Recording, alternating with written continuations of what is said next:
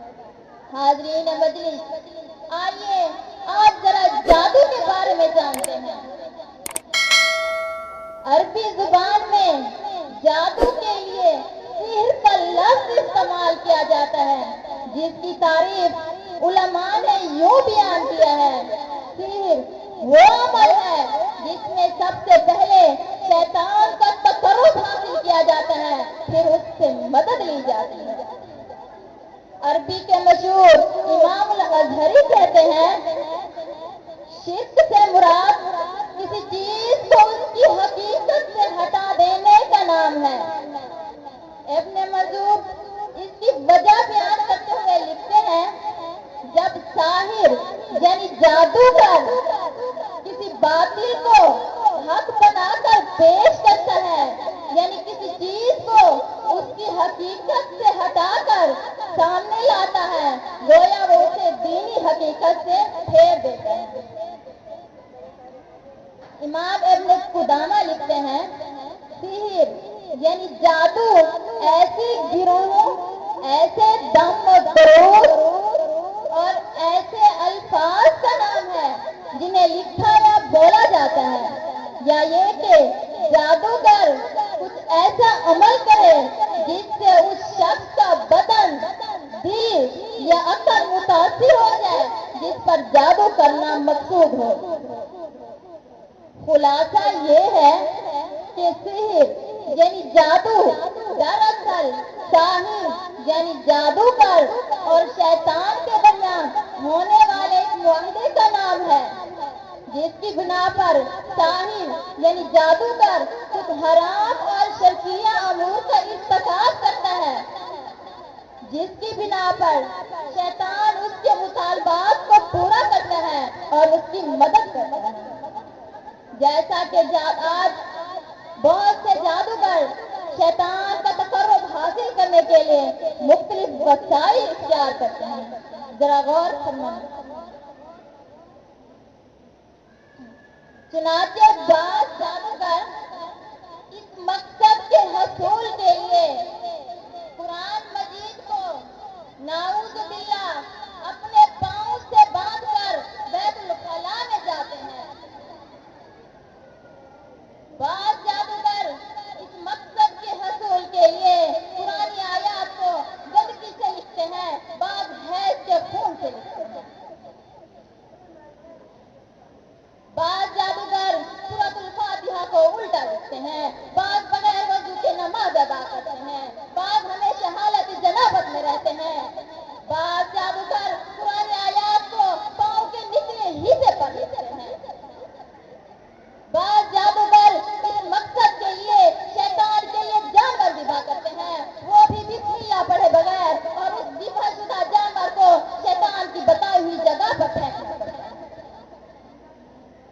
بعض جادوگر ستاروں کو سجدہ کرتے ہیں اور ان سے مخاطب ہوتے ہیں۔ بعض جادوگروں کو اپنی ماں یا بیٹی سے زنا کرنا پڑتا ہے۔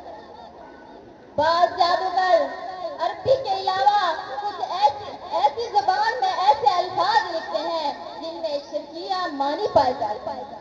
شیطان جادوگروں سے ایسے اعمال کرواتے ہیں جس کے بدلے میں ان کی مدد کرتے ہیں۔ حاضرین مجلس، اب سوال یہ ہے کہ کیا جادو واقعتاً اثر رکھتا ہے یا اس کی کوئی تاثیر نہیں؟ اس کا جواب یہ ہے کہ جادو واقعتاً اللہ کے حکم سے اثر رکھتا ہے۔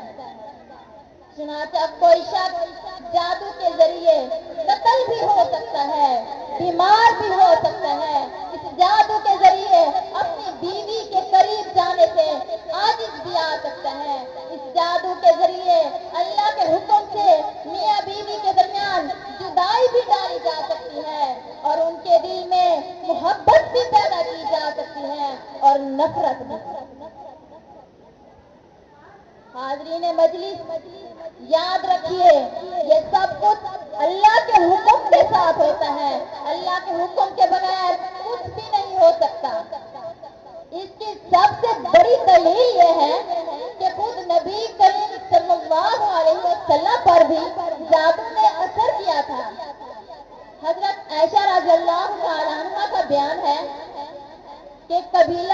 زریق سے تعلق رکھنے والا ایک شخص جسے لبید بن عاصم کہا جاتا تھا، اس نے آپ صلی اللہ علیہ وسلم پر جادو کیا۔ اس جادو نے آپ صلی اللہ علیہ وسلم پر اثر کیا۔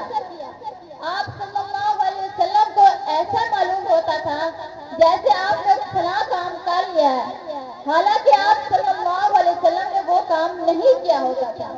معاملہ اسی طرح چلتا رہا، یہاں تک کہ ایک رات یا ایک دن نبی کریم صلی اللہ علیہ وسلم میرے پاس آئے اور اللہ سے بار بار دعا کرتے رہے اور مجھ سے فرمانے لگے، اے عائشہ، اللہ نے میری دعا قبول کر لیا۔ میرے پاس دو آدمی آئے تھے، ان میں سے ایک میرے سر اور دوسرا میرے پاؤں کے پاس بیٹھ گیا۔ ان میں سے ایک نے کہا، ما وجہ رجلی، اس شخص کو کیا ہوا؟ دوسرے نے کہا، مطبوبن، اس پر جادو کیا گیا۔ اس نے کہا، کس نے کیا؟ دوسرے نے کہا، لبید بن عاصم نے۔ اس نے کہا، کس چیز میں کیا؟ اس نے کہا، بالوں، کنگھی اور کھجور کے گوشے کے گلاس میں کیا۔